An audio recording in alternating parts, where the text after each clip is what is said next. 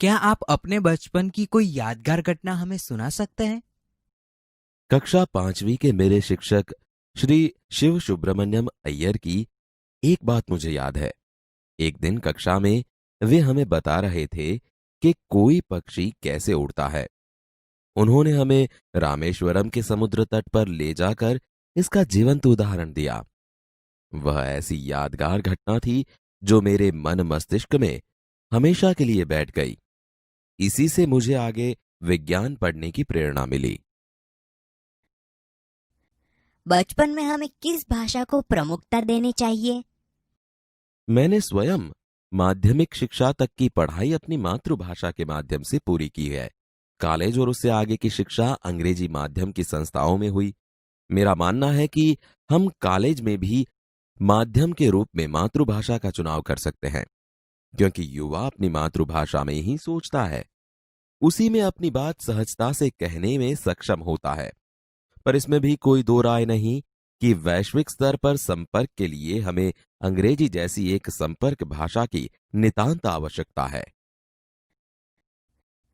यदि हम आपकी तरह बनना चाहे तो हमें क्या करना चाहिए? जब आप युवा अवस्था में कदम रखें, तभी आपको जीवन में लक्ष्य निर्धारित कर लेना होगा। हमेशा कुछ बड़ा सोचो। जैसे ही यह अनुभूति हो कि आप आखिर बनना क्या चाहते हैं, तभी से उस दिशा में प्रयास और श्रम प्रारंभ कर दो। कहने का अर्थ है कि जी तोड़ मेहनत करो। ज्यों-ज्यों आप आगे की ओर बढ़ोगे, आपका सामना बाधाओं तथा कठिनाइयों से होगा। आपको अपने अंदर दृढ़ साहस पैदा करना होगा। समस्याओं को पराजित करने में महारत हासिल करनी होगी।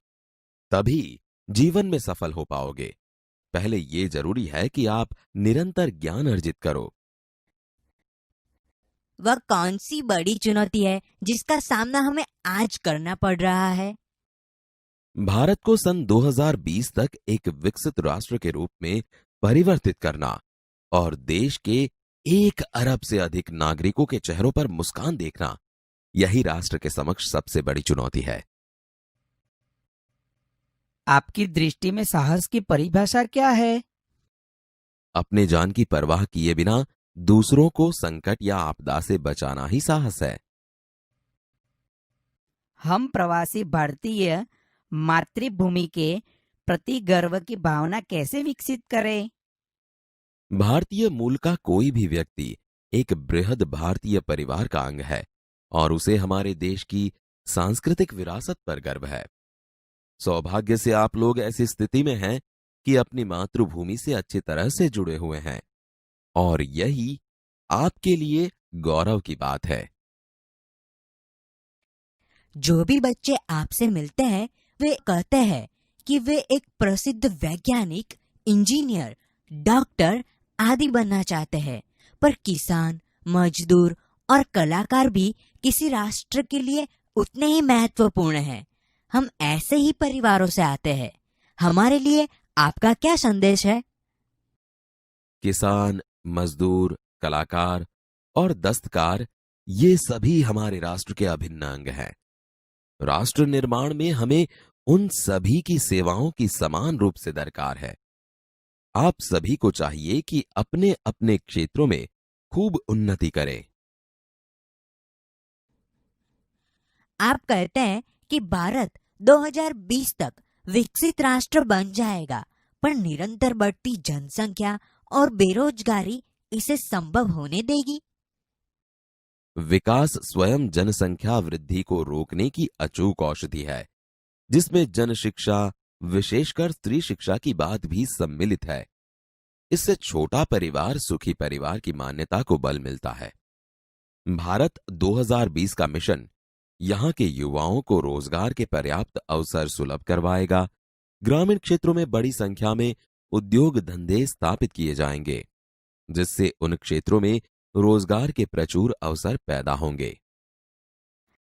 आपको ऐसा क्यों लगता है कि 2020 तक भारत विकसित राष्ट्र बन जाएगा? भारत की जनसंख्या 1 अरब से अधिक है। इसमें 54 करोड़ लोग 25 वर्ष से कम आयु के हैं। ये हमारी राष्ट्र शक्ति है। भारत को 2020 तक विकसित राष्ट्र में परिवर्तित करने के लिए हमारे पास प्रचुर प्राकृतिक संसाधनों के साथ ही सुनियोजित खाका भी उपलब्ध है।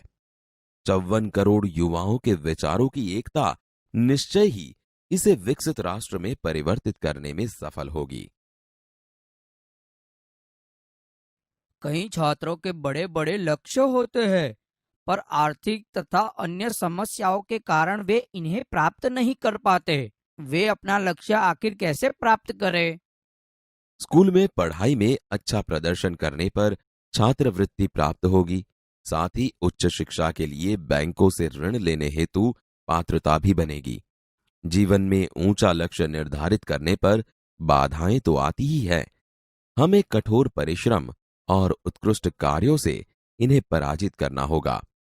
विघ्न बाधाओं से व्यक्ति को पराजित नहीं होना चाहिए। भारत को विकसित राष्ट्र बनाने में राजनीतिज्ञ की क्या भूमिका होनी चाहिए? जिम्मेदार राजनीतिज्ञ दूरदर्शितापूर्ण नीतियां बनाता है। महात्मा गांधी ने निष्ठा के राजनीतिक सिद्धांत को सत्य, अहिंसा तथा निस्वार्थ भावना में ढालते हुए ब्रिटिश शासकों के विरुद्ध अपनी लड़ाई छेड़ी थी। वर्तमान राजनीतिज्ञों को अपने कठिन परिश्रम, उत्कृष्टता और पारदर्शी कार्यों से मार्गदर्शन देना होगा। साथ ही गरीबी रेखा से नीचे रह रहे लगभग 26 करोड़ भारतीयों के उत्थान के लिए भी कार्य करना होगा।